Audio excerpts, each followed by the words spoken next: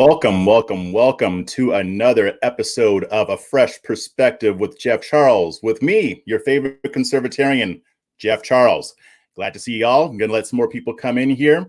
But tonight I have a very special guest. It's going to be awesome, and it's going to be very educational. But before we get into it, just want to say, if you're not already subscribed, please hit that subscribe button, hit that notification bell.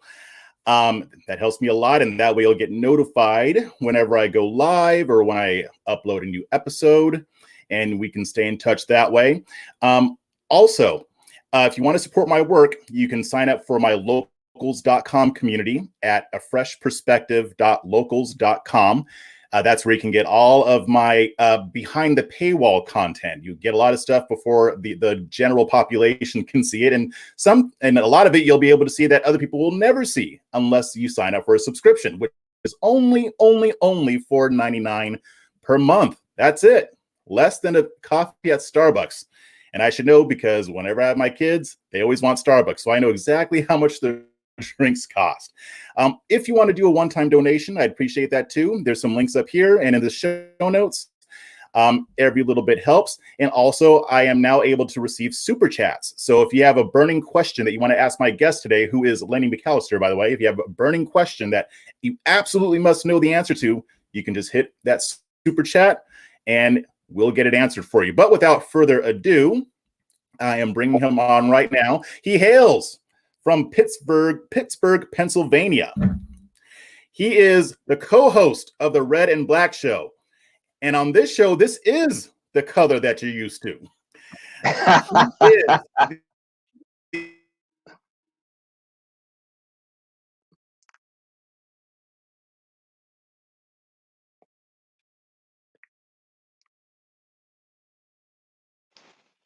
Did I lose you? I think I did.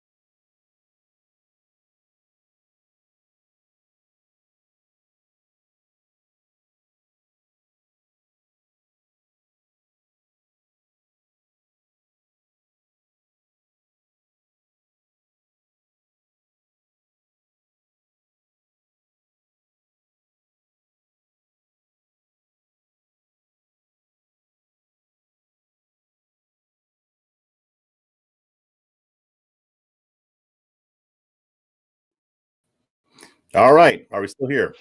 I'm here. Are you there? Yes. I got the redacted working against me again.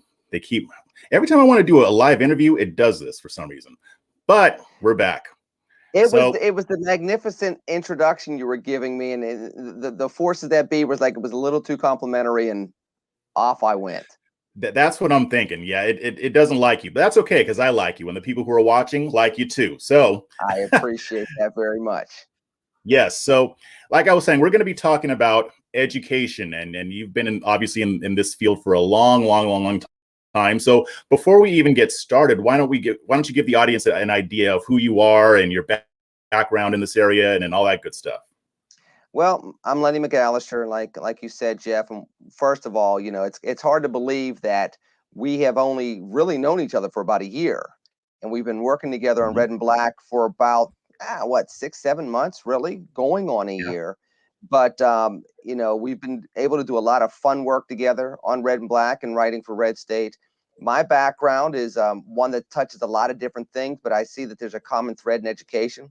I'm the CEO of the Pennsylvania Coalition of Public Charter Schools, but prior to that, I was working at Commonwealth Foundation as the director of Western Pennsylvania. I currently am still a senior fellow for Commonwealth Foundation, which allows me to be able to both dig into the education issues as a Pennsylvania leader with charter schools, but also as a school choice leader throughout the nation, kind of leveraging my previous experiences, whether it's been in the media as a talk show host or radio show host, both in Chicago and in Pittsburgh, but as well in the public policy space with Commonwealth Foundation, and seeing how the tie of education ties to economic empowerment and criminal justice reform and, all the other things that end up being scourges of our society if we don't really take a proper focus to it. So in this role at the coalition, which I've only been in for about 6 months, really trying to take an expanded view of what education can be and what it should be from a civil rights perspective, from an education perspective, from an economic empowerment perspective,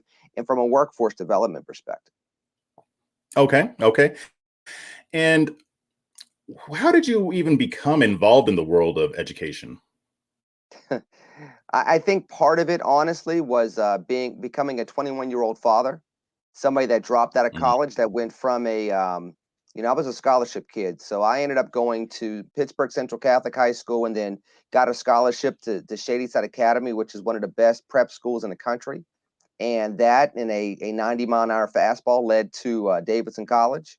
And before I knew it, I was a dropout from an Ivy League school of the South and cutting lunch meat, taking care of a baby girl as a newly minted 22-year-old. And I saw what education was allowed to provide me to be able to do, to be able to go from cutting lunch meat to getting a temp job to being a self-taught computer programmer and then becoming a supervisor, then taking a couple of college classes and then getting back into Davidson and then graduating at age 30 with 2 young kids. And I could see the power of education in my life.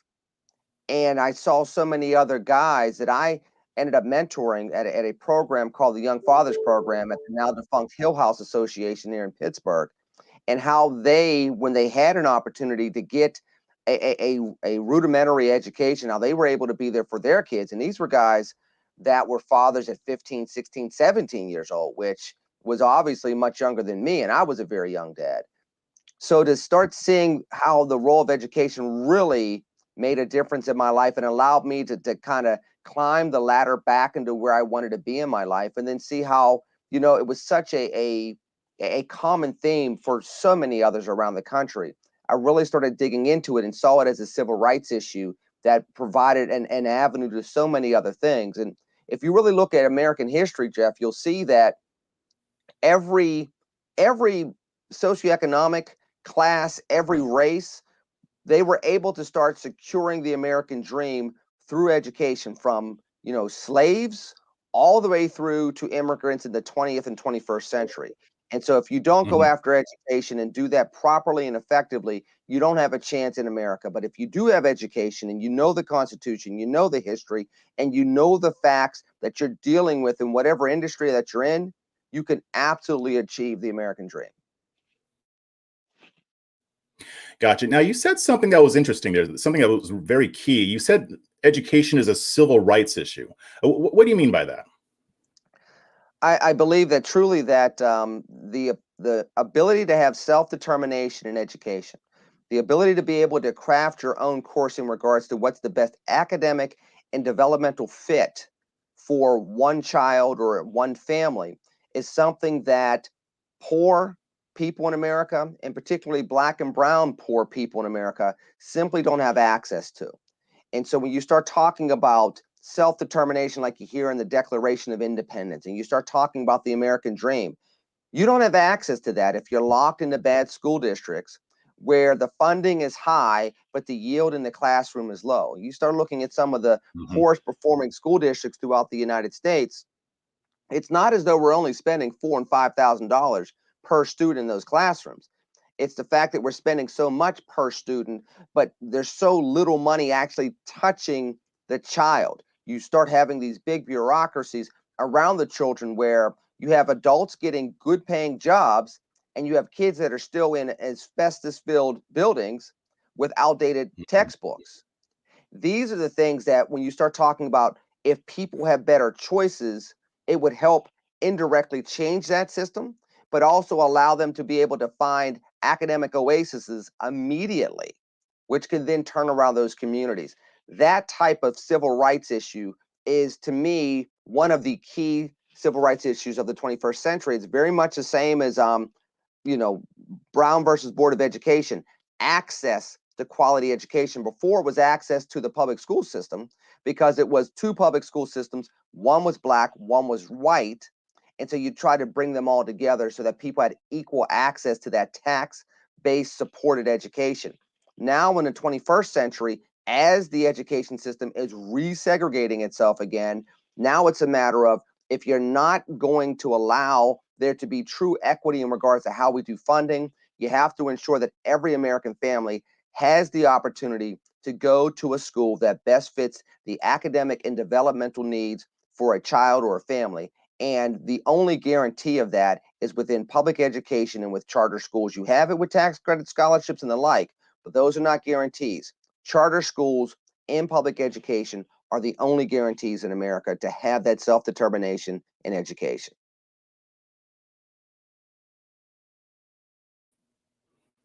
Okay, I'm back. I'm not sure what's going on with this thing. That's okay. Yeah, but it shouldn't happen again. I think, let me turn something else off here. Yeah. All right. So yeah, sorry about that, but let's continue. You were talking about how education is a civil rights issue. Now, one thing that you mentioned is the money not really getting to the children, because I always hear like all these millions of dollars that are being sent to these schools all the time, whether it's in a rich area or whether it's in a poor area. I hear someone, oh, we need to increase the amount of funding. Oh, we're increasing the funding. That's going to help. Why is it that never seems to make a difference? Because the rate of spending has gone up proportional to the amount of adults that are getting jobs, not proportional to the actual enrollment in public schools throughout the United States over the last 50 to 60 years. If you look at the percentage increase, I think the percentage increase in spending has gone up fourfold since the 1960s, but the enrollment has not gone up fourfold. But I can tell you what has gone up fourfold. It's been the employment around education. So when you start talking about things such as teacher salaries in some of these school districts, you start talking about the bureaucracy, you start talking about how much superintendents are paid, you start talking about the assistant to the assistant to the assistant. Now, all of a sudden, you're talking about people getting well-paying jobs on the backs of kids throughout a school district, many of whom are not reading at grade level, are not doing math at grade level, and are incapable of being able to access the world economy. And this is something that people forget about, Jeff. The kids in public schools are no longer competing for jobs down the street like they were 60, 70 years ago. When a kid comes out of public education, they have to compete against a kid in China. They have to compete against a kid in Israel, compete against a kid in India, compete against a kid in the Philippines. That's the reality of this situation. And the model of education has not really pivoted hard into that over the last 20 to 25 years, which is why you have these gaps. You have some school districts that recognize this, and those kids can go anywhere throughout the United States if they choose to go to college or be an entrepreneur and go into, a blue collar or a green collar or a gray collar job. Yet you have other kids that are going to be on the periphery of society or completely locked out of society because of the schools that they were forced to attend based on their zip codes. That's where the injustice comes into play. When I start talking about this being a civil rights issue, you got to remember that kids are assigned to schools based on zip codes. The zip codes are assigned based on redlining from 50, 60, 70, 80 years ago. So you already have segregation by way of, people forget this, federal policy, which, by the way, you so eloquently broke it down for people in one of your previous podcasts or video casts. So thank you for doing that. But people forget that those things have an impact on education to this day. So when you say, hey, we want neighborhood schools, that sounds like a great idea. You don't want to bus kids 2 hours away from home. Right. But the flip side is, if a community has had failing schools for 50, 60, 70 years, and you're now trying to lock the fourth or fifth generation in those failing schools in those communities, you are basically giving that family yet another generational death sentence. You're going to be poor. You're going to have higher rates of crime. You're going to have worse healthcare, ratings. You're going to have higher healthcare risks. Everything that could be put against you in society is going to remain against you. That golden ticket out of that type of situation is a proper education. And if that has to be a charter school, a tax-based scholarship, or the like, that's what we have to make sure that kids have today. It doesn't mean we don't have to fix the public school system, Jeff, but we can't waste another generation's talents as we're trying to fix something that's been broken for 75 years. Right, right. And yeah, we are going to talk about school choice in a second. But one other question that I had, and it seems like, even like say in black neighborhoods or the ones that have been redlined, because I never really thought about the impact of redlining on education. So that is not something that I definitely want to look into. But I mean, they have schools in those areas, right? What is it? Why is the quality of education lower for those schools than it is in, say, suburban areas or other areas of the country? Well, you got to take several things into consideration. For example, if they're in a high risk community, you're probably going to have a higher rate of crime, Mm. right? You're going to probably have a higher rate of drug use, mental health issues, poverty, and the like. Now, if you're taking a unionized workforce where it's not so much based on your talents, it's based on your seniority within the system. Mm. You come in, you are 24, 25 years old, your first job, do you get to pick it, or does it get assigned to you because the people with higher priority get to pick the plum jobs? So you get the bottom of the barrel job. You're going to get the kids that are 2 and 3 years behind, probably in a rougher neighborhood, probably not paying as much, and probably an uphill battle. You jump into that fold, you do that for a couple of years, and another job opens up in a better community with slightly more pay, with better facilities, and it's closer to your home.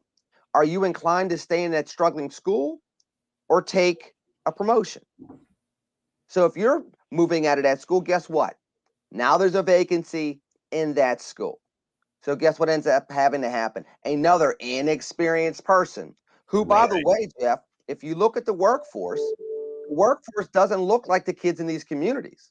For example, here in the Commonwealth of Pennsylvania, if you look at the school districts in Pennsylvania, less than 6% of all the teachers are teachers of color. In charter schools, that's a little higher. That's about 20%. Well, you said less than 6%? 6%.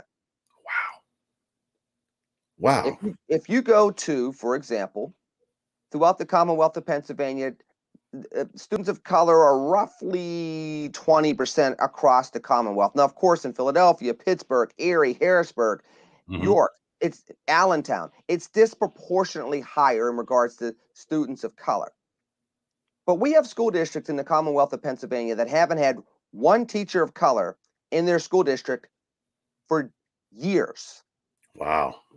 So if you take the inexperience, if you take the cultural disconnect, and then you take the fact that some of these kids, it's not the fact that they're functionally illiterate, it's the fact that they and their parents and their grandparents are functionally illiterate. It's not the Mm. fact that these kids are without financial resources, it's the fact that they and their parents and their grandparents and maybe their great grandparents we're also in those same communities or similar communities with the same challenges. So now you're asking the most inexperienced people who are looking to get the next come up to get out of that situation based on their union seniority. You're asking them to fix problems that have been deep rooted for 50 to 70 years. By the way, and fight through some cultural disjointedness. More often than not, they say thanks, but no thanks, and they go on to the next job. That's the reason why, schools such as the schools that belong to the Pennsylvania Coalition of Public Charter Schools make such a difference because these are people that are in these schools for the movement to turn that dynamic around. They're not doing it for the love of the money. They're not doing it because they're trying to get to the next come up in the union. They're doing it because they're committed to those schools. And you see it even in the cultural stuff. You see that teachers of color are 20% in charter schools versus 6%, like I mentioned, throughout the Okay. rest of the Commonwealth of Pennsylvania in other public schools. You see that the students of color in public charter schools in Pennsylvania is roughly 70% non-white versus what you see in the school districts.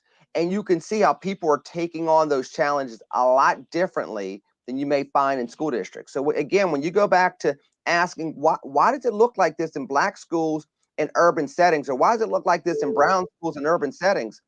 It's because of the fact that you have all these different things that, by the way, Jeff, have been systemically put in place for decades. I ruefully like to remind people that the school to prison pipeline is not the Catholic school to prison pipeline. It's not the private school to prison pipeline. Mm-hmm.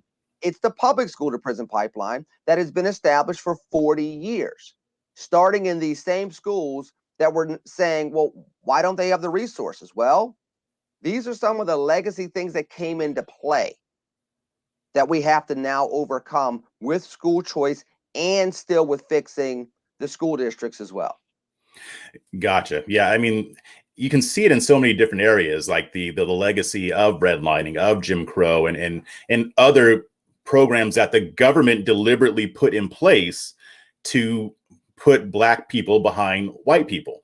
I mean, and it's interesting because a lot of people, especially on the right, they tend to assume that once it was made illegal, then everything just got better from there. And in a lot of cases, it hasn't. So how would school choice come into play when it comes to reversing that? And also, if you could talk to us about the Coalition of Public Charter Schools and how that fits into it. Well, number one, the way it puts it into place is because it's interesting. You said that when it was made illegal, it's not as though everything was made equal and everything was washed away. So you don't get an advantage for 100 years and then you make something illegal and that advantage just goes away. All that Mhm. accumulated wealth, all that accumulated information, education, networking, all of that stuff still stayed into place. Now, ironically enough, when you had programs that tried to even the score and try to accelerate that equity or that leveling of the playing field, something that, a dastardly two-word phrase that conservatives can't stand hearing, affirmative action, Mhm. people had a fit about that. Now, does affirmative action mean that you're automatically doing wealth redistribution? No. But affirmative action kind of goes back to the other question you asked, Jeff. Part of that affirmative action could be, listen, we know that without bringing you into the fold to be able to come into a certain type of school, you're not going to get access to the network. You're not going to get access to the education, and you're not going to get access to certain life experiences. Now, for example, a kid like me that gets a chance to go to Shady Side Academy, nobody did my homework for me. Nobody wrote those papers. Nobody had to give those presentations. Same thing at Davidson College. But the opportunity to be able to say, listen, this is a kid from Penn Hills whose parents went to public high schools. And my dad would often say that he graduated from high school because my late mother did his homework, because he was a guy that was a 12th of 12, impoverished, grew up, born in 1942 and grew up during World War II and all the poverty that went around after the Great Depression. But we went from that to 3 college graduates in one generation because the door is cracked open and somebody said, you said that you're equal, prove it. Mhm. That's the value of being able to have school choice so that you can go into that. I don't genuinely believe that if I went to Penn Hills High School, that I would have access to the network that I do, the education that I do, that I would have the diversity of thought when it came to what's available for my life, but also what's available for me to help others in life.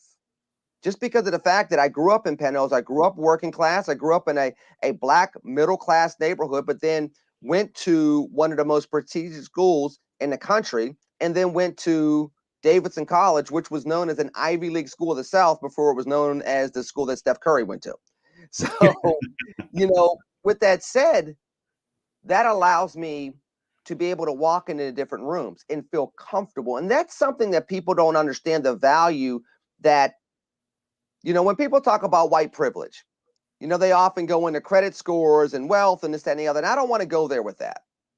Where I want to go is, in this instance, when you start talking about white privilege and being able to move through certain circles that many Black folks that don't have the legacy or don't see themselves in may feel uncomfortable doing.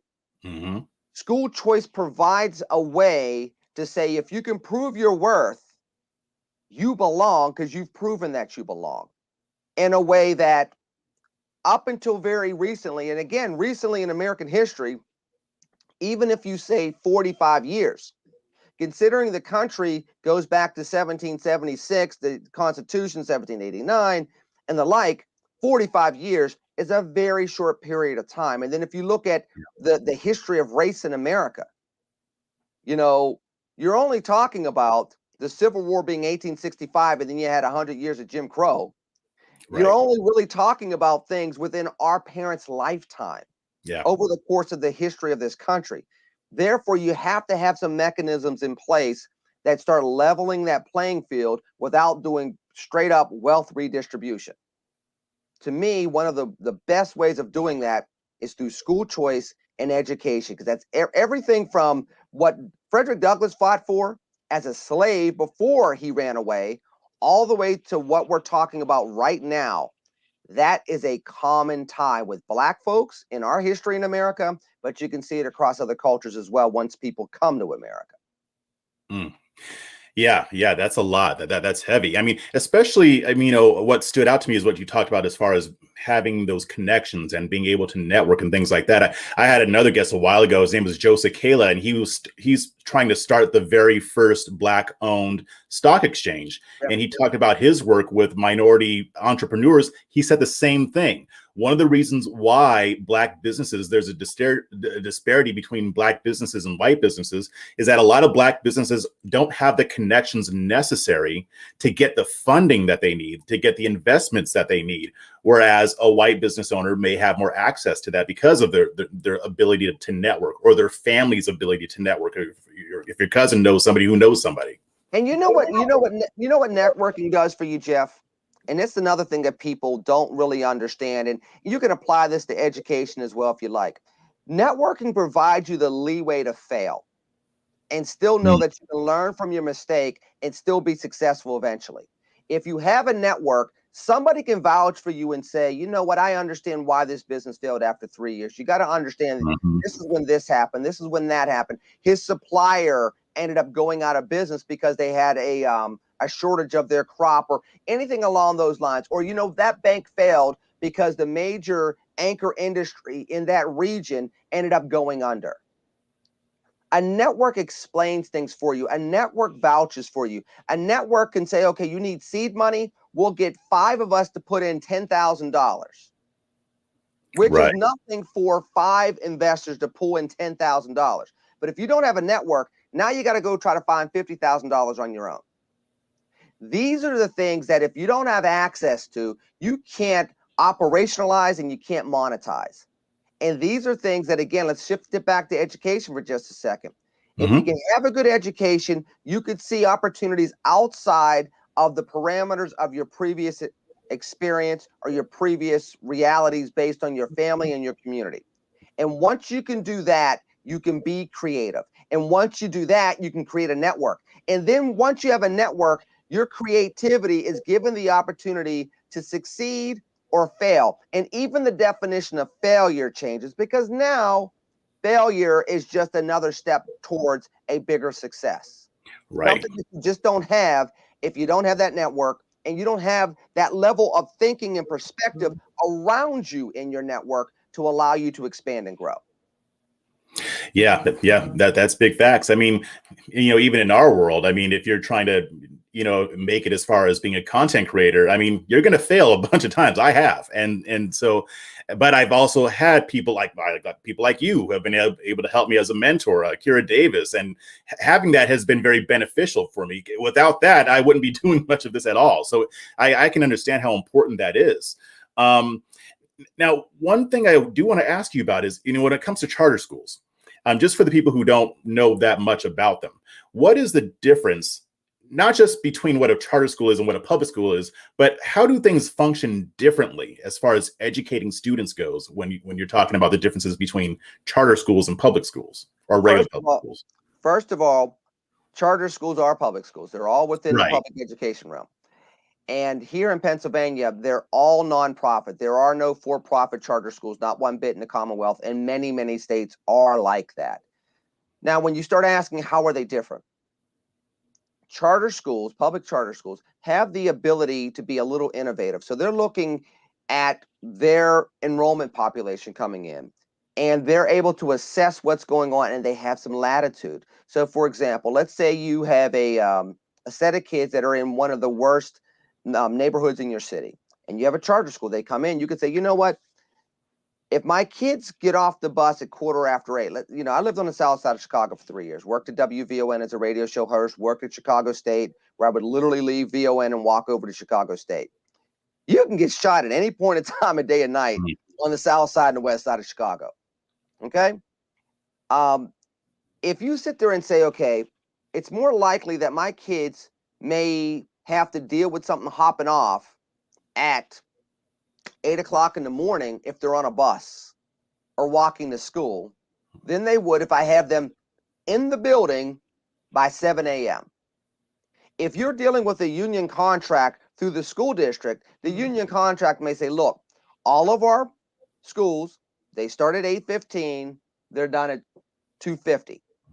Now, you might say as a charter school, hey, I realize that that's when all the fights start at 2:50, and there's still some stuff going on at 8:15. I don't want nobody being bothered with.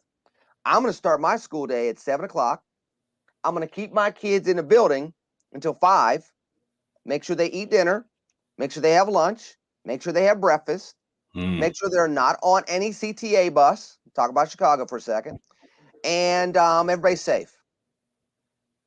You can do that as a charter school. Then you could sit there and say, okay, my student population is 98% black. I'm not going to wait until February to teach Black history because I got a whole bunch of black boys here that need to see some black scientists in 3rd grade. Right. Regularly. So we're going to make science a history class as well.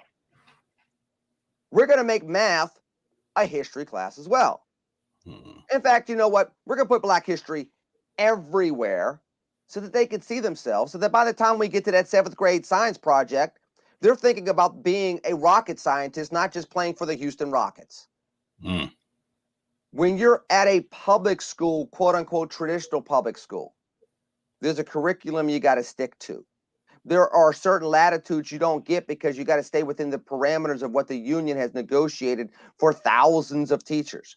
When you're leading a charter school, you are the captain of that ship. Now, the bad news is if you screw it up, your charter will close. The parents will get frustrated. The public money won't come in, and you won't have a job very long. That's not necessarily the case at a traditional public school. We've seen some schools fail for a very long time. But the flip side is, if you are truly an innovator, truly an entrepreneur, and truly a visionary, you can do impactful work that can change the lives of not just a couple of kids in your school, but a whole community if you do it right. Gotcha. So it sounds like at charter schools, they have a higher likelihood of providing the level of education that especially Black and Hispanic kids would need to prosper, whereas public schools in general don't. They don't have that level of flexibility. So my question is, because we've kind of talked a little bit about this offline, but with what you're doing and just in charter school, with the school choice issue in general, who are the main people who are opposing this, and what reasons are they giving? It's primarily the education establishment. I often call it the ABC, the alphabet soup cabal of education, where these are folks that are well-paid professionals. A lot of them have PhDs. A lot of them don't look like they're students. And they take a very different view in regards to what education should be and needs to be. Now, it's ironic because a lot of these folks, when the traditional school districts are failing and failing these communities and failing these families, their response is, we would do better if we had more money. Now, when the charter schools disproportionately take these kids on and are trying to fix 70 years of dysfunction within 7 months, and the test scores aren't quite where they need to be, but the kid's safer, the kid's more confident, the kid is now engaged, and the parents are now engaged, the response is, test scores aren't high enough, shut the charter school down. So what you end up having, Jeff, is you have this big competition. I often talk about toxic competition between school districts and charter schools, because you got to remember, it's all within public education. That state public dollar is only going to one school, and it's going to the school where the kid is. So when you have, like you have here in Pennsylvania, where we had 25,000 plus kids go from school districts to charter schools in 1 year, where we have had roughly an 87% increase in enrollment from the 2009-2010 school year to the 2020-2021 school year. Guess what there's going to be? There's going to be a fight over those dollars. And that's when the mud starts getting slung. And unfortunately, that's when our kids end up being left out because, poor kids don't have lobbyists, but teachers unions do. Poor kids haven't paid for campaigns to get people elected, but school board associations certainly have. Wow. One of the reasons why we have such the fight that we have with Governor Tom Wolf here in the Commonwealth of Pennsylvania is because the teachers unions have been some of the biggest contributors to his campaigns, both in 2014 and in 2018. So it's not a shock that this governor continues to try to skirt the will of the people. He continues to ignore what is out there as far as public polling. And even now in Pennsylvania, he's trying to skirt the General Assembly and is trying to implement very harmful regulatory measures that would harm charter school families. I mean, he's very much taken the Barack Obama approach of, I have a pen and a phone. Well, we said we don't want tyranny, but when these chief executives don't get what they like, rather than working with the legislature, they say they got a pen and a phone. And this is basically what Tom Wolf is doing. And again, this is at a time when we have continued to see increases. Over the last 11 school years, Jeff, we have seen double-digit increases in enrollment 4 times. Once was during the pandemic, 3 times were not during the pandemic. So what is that saying? People are looking for options because if we're going to be successful in Pennsylvania and if we're going to be successful in America, kids need a better quality education overall. Yeah, and I wanted to ask you about that because you talked about that increase, and I believe you said 87% over like the past decade. I mean, you mentioned it's because people are looking for other options, but what other factors contributed to that? Because that's a huge increase, especially with all the opposition to that idea coming from the teachers' unions. Well, number one, you got to look at the fact that, if you start having more affable laws, charter schools have only existed in Pennsylvania since 1997. Okay. And so as people started realizing that they had options out there, they started pursuing them. When they started seeing that the traditional school districts or traditional public schools / school districts had not modified to help these kids, that's when they really started pursuing other options. That's also when other schools started cropping up. For example, we have roughly 186 public charter schools in Pennsylvania with roughly 170,000 kids in them this school year. You start seeing the charter school and school choice movement throughout the country. You have places such as North Carolina, which I visited a couple of weeks ago, that have over 200 charter schools there. You look at places such as California, they have over 500,000 kids in charter schools. You look at places such as Arizona and Texas and Florida, the numbers are through the roof as well. Couple that with the school choice movement for tax credit scholarships and school vouchers, and you see people clamoring for options. Online options. We have 14 public cyber charter schools in the Commonwealth of Pennsylvania as well. So you can go to high school, grade school, online in Pennsylvania. As you saw people start diversifying their lifestyles. You have a kid that's trying out for the Olympics. You have a kid that's a child actor. They may be in a cyber charter school in the Commonwealth of Pennsylvania versus being in a brick and mortar. People started looking for these options as their lifestyles diversified, and it just played into the numbers. Again, you couple that with the fact that Pennsylvania at one point in time had one of the highest rates of teacher strikes in the country based on the population of teachers. Then you put that into a pandemic, and what do you get? You get people that are frustrated, they're tired, and they're saying, look, my kid needs an education now, and if I'm going to live in Pennsylvania, I need other options. Now, you got to couple this with the fact that Pennsylvania's population continues to go down, has been going down over the last 4 to 5 decades. In fact, a report came out today, Jeff, where Pennsylvania lost another congressional seat. Well, Really? why are they leaving the Commonwealth? The jobs are leaving, which means it's harder to live here. It's harder to have a quality of life here that they used to have here 4 and 5 decades ago. And then when you look at things such as schools, if you can't get a good job and you can't move to a good area, you're not going to be in a good school district. So either you have to have the money for other schools or your kid's stuck in a bad school. Couple that with the other things that we talked about, such as the history of redlining, which Pennsylvania has a pretty sordid history. You start talking about Levittown, Pennsylvania, and you talk about Pittsburgh, my hometown, which is often called, America's most livable city. It's also one of the worst cities for African Americans to live in the country. Literally, they did a study about a year and a half ago, that if you move from Pittsburgh to Cleveland, your life expectancy as an African American would go up by 2 years just by moving. Wow. You can do everything else the same. Smoke, drink, same job, be divorced, be married, whatever the case. Just move to Cleveland. 2 extra years on your life. So when you see these things coming up, quality of life and education for one's children gets baked into the cake. And if they're not going to move out of Pennsylvania, they're going to look for other options than what they've been handed over the last 50 to 75 years. Gotcha. Yeah, it sounds like it just got to a situation where people were just fed up, and then they realize that they have another option, and they jump on it, which anybody would. I do have a question here from the chat. Let me bring it up here. Mercy Buckets, she's asking, how do the individual students' grades score in charter schools versus to when they were in public schools? Now it's interesting because part of what we're trying to do, and thank you very much for the question, Mercy. Part of what we're trying to do is start creating some type of one-to-one comparisons.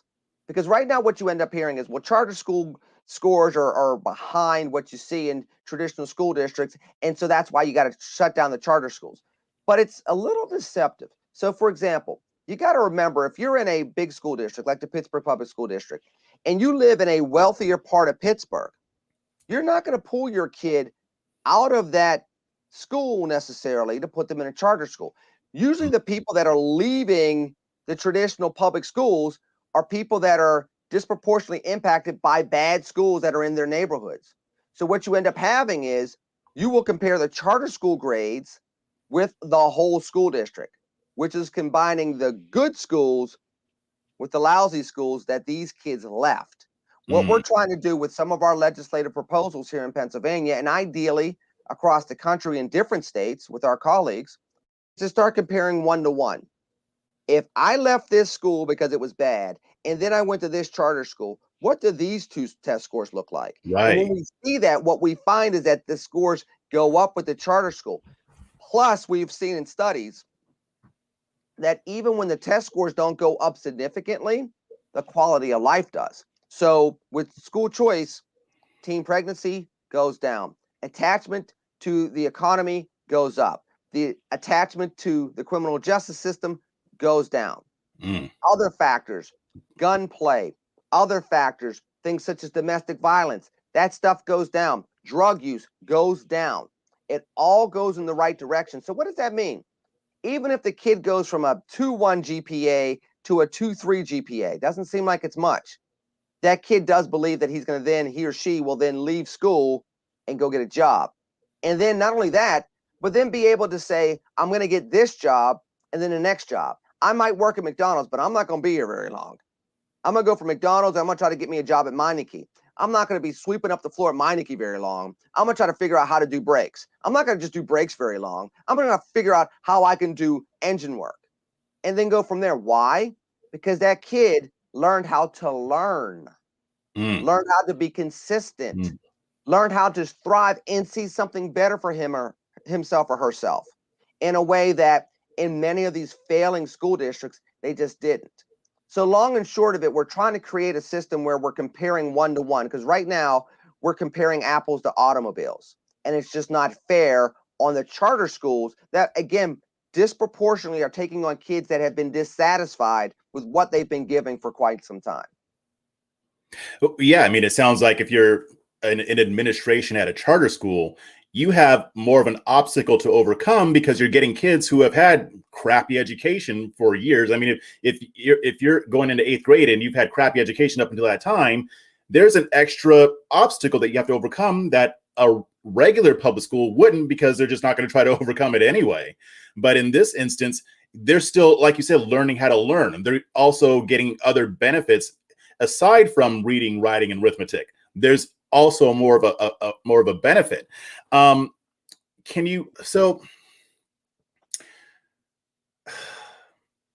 it's just, and I know I already asked this, but it's just hard for me to wrap my mind around the idea that people would be opposed to charter schools.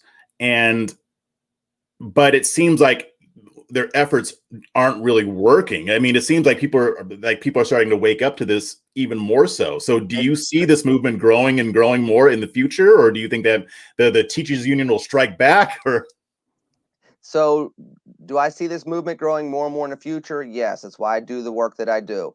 Do I think that the teachers unions are going to strike back? Yes, and they have, and they will continue to do so, because they have anywhere from 4 to 10 times as much money as the school choice movement does. Do I think that it's worthwhile work? Obviously, I do. Do I think it's civil rights work? Obviously, I do. Why would people be opposed to it, Jeff? I mean, if I gave you $100,000 a year to do an okay job, not a great job, and you were working, 75% of the time, and all of a sudden I said, okay, you could do the same work. I'm not going to increase your workload, but you may, instead of getting 5% raises, I'm only going to give you a 2% raise. Or, you recruited your buddy to make $100,000 doing this as well, but your buddy can only make $80,000, because we just don't have as much resources, because the resources are going to another school. Or if you're a membership-based organization and the membership revenue is based on how many people you have in your organization, and the access to the pool of potential members continues to shrink, you as a membership organization have to make some choices. You either have to cut your spending and your overall yield of how many resources you count on having, or you have to fight back on the entity that is threatening those resources and choking them off. And a lot of this, Jeff, unfortunately, is not about kids. It's about money. And it's sad, because you end up having people that are trying to dedicate their lives to saving lives, and you have some people that are dedicating their lives to saving their lifestyles. And that's really what the battle boils down to in many, many instances. It doesn't mean that there are no teachers that really care about these kids. I'm not saying that. What I am saying, though, is generally speaking, you have one sector that's worried about saving lives, and you have one sector that's worried about saving lifestyles. And if anybody tells you that school districts worry about saving lives just as much as the charter schools do, I will point you back to the last 40 to 80 years in these communities. I will point you back to the failures that have transpired. I will ask you, who pushed the police officers into the schools? Was it the parents? Who pushed some of these remedial processes into the schools? Who pushed the over-policing into the schools, where you started having in-house suspension, in-school suspension, out-of-school suspension? Who started pushing all these policies? So when you look at that and you say, okay, you got charter schools, people from the community, people, by the way, people forget this. You have a lot of charter schools that were founded by Black people, that are run by Black people, where you have more Black teachers on average than you do in the school districts. And on top of that, you start talking about the vendors. Who's the lunch lady? Who's providing the uniforms? Who's doing some of the busing into some of these worst communities throughout the United States? They're probably Black and brown people serving Black and brown people versus the school districts. So when you start putting all this into consideration, and you say, let's look at the proof. Let's look at what's been transpiring over the last 20 years. Me, it boils down to, you have one segment, generally speaking, focused on saving lives, and you have one segment, generally speaking, that's focused on saving lifestyles. That's just not good enough anymore. Wow. I mean, you're talking about education being a civil rights issue. Why? And correct me if I'm wrong. It doesn't seem like there's been people who have been pushing back on the teachers unions in any significant way. This is a civil rights issue. Why aren't we seeing more of an uproar? Because honestly, I'm just going to say it. I mean, this is racist. I mean, most Black parents want school choice in their neighborhoods overwhelmingly. And they're willing to go against what Black parents want because they want to preserve a lifestyle. But then it's just the white schools who are benefiting from whatever lifestyle that they're having, and it's the Black students who are getting the shaft. So we had redlining as a racist policy. Now that's taking the form of opposing choices for Black parents. That is racist. So why aren't we seeing? I mean, I don't expect to see a lot from the Democrats, but from Black communities themselves, are there Black parents who are getting fed up and starting to question this stuff? Or are they being more quiet, or do you see something growing, or what's going on here? They're growing and they're loud, but here's the thing, Jeff. Number one, who are they represented by? Overwhelmingly, they're represented by Democrats, city council, county council, state house, state senate, Congress, etc. So they're both, hey, I like my local guy, even if they're against this policy, or more still, it's for some folks, it's I didn't realize they were against this. Now, you have some people that have changed their positions based on what the political winds are. Cory Booker was a big charter school guy as mayor of Newark. Right. He was still kind of a somewhat big charter guy as a junior senator from New Jersey. He became not a charter guy so much as a presidential candidate who then tried to pivot back into it. Too late. You have, I can, for example, here, I know that the Urban League helped start a charter school here in Pittsburgh. The NAACP opposes charter schools. You do have people out there. You do have people. You have the Roland Martins out there. You have the Steve Perrys out there that are in the media that are talking about, is school choice the Black choice? In fact, Roland and Steve Perry came to Philadelphia in 2019 when I was working with Commonwealth Foundation to pose that question: is school choice the Black choice? And to me, the answer is obvious. The answer is yes. And I think that every poll that you see, the answer remains yes. But when you bring politics into it, Jeff, you bring money into it. When you bring money into it, you're talking about campaign contributions. You're talking about fundraising to stay in office. You're going back to networking, so that you can, instead of being, let's say, that freshman in the house, maybe now you can move up into leadership pretty fast. You move up into leadership, maybe you can run for lieutenant governor, maybe you can run for Congress, maybe you can run for mayor. Unfortunately, as I said earlier, poor people don't have lobbyists. They have themselves, and they don't understand the process because they've been locked out of the process. School choice and advocacy for school choice allows them to be able to speak life into the process so that the advocacy for their children and their grandchildren can start to heighten, can start to spike. And we are starting to see it. I think the pandemic has really brought that out. But now is the time for our movement to be louder and better, or else we run the risk of talking about these same things 5 years from now and losing another generation of America's children. Yeah, I mean, the urgency there is even more than I thought it was.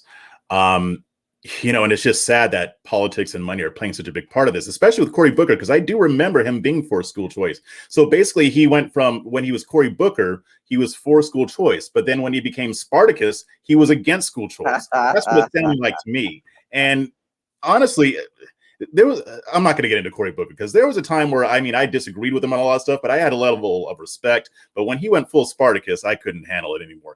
But I digress. Last question, and I don't think I asked this earlier, but you're the CEO of the Pennsylvania Coalition of Public Charter Schools. What exactly is this organization, and what does it do? Long and short of it, we have over 100 schools that belong to our membership.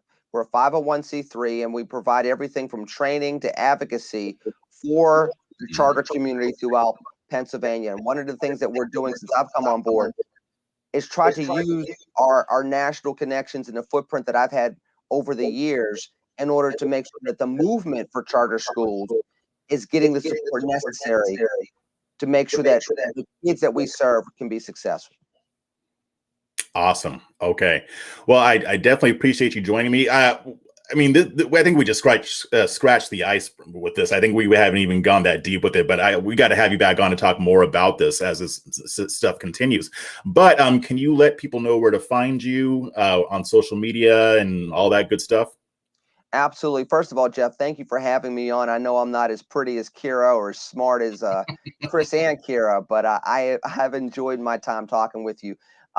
You can find me on Twitter at, very simply, it's my first and last name, LennyMcallister. Love if you all could follow me out there. Of course, you can see me on Red and Black every week with Jeff. That's Red and Black Show on Twitter as well. If you go to the website for the coalition, it is www.pacharters.org. That is pacharters.org. You can also follow us on Twitter, which is simply PA Charters, which would be for the Pennsylvania Coalition of Public Charter Schools. This organization's been around for roughly 20 years, about 15 years in this naming mechanism. We added the public to public charter schools because people didn't realize that charter schools are public schools. So we wanted to make sure we got rid of that confusion.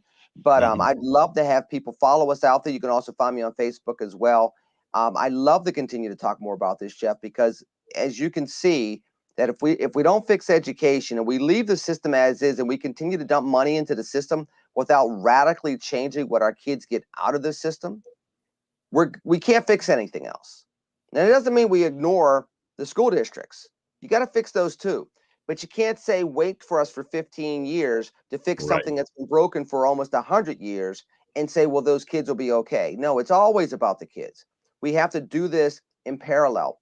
Get them the proper education, fix the school districts, and then go out there, save America, and uplift America. Awesome. Well, thank you very much for joining me. And for the rest of you, thank you for joining us as well. And until next time, keep your minds free.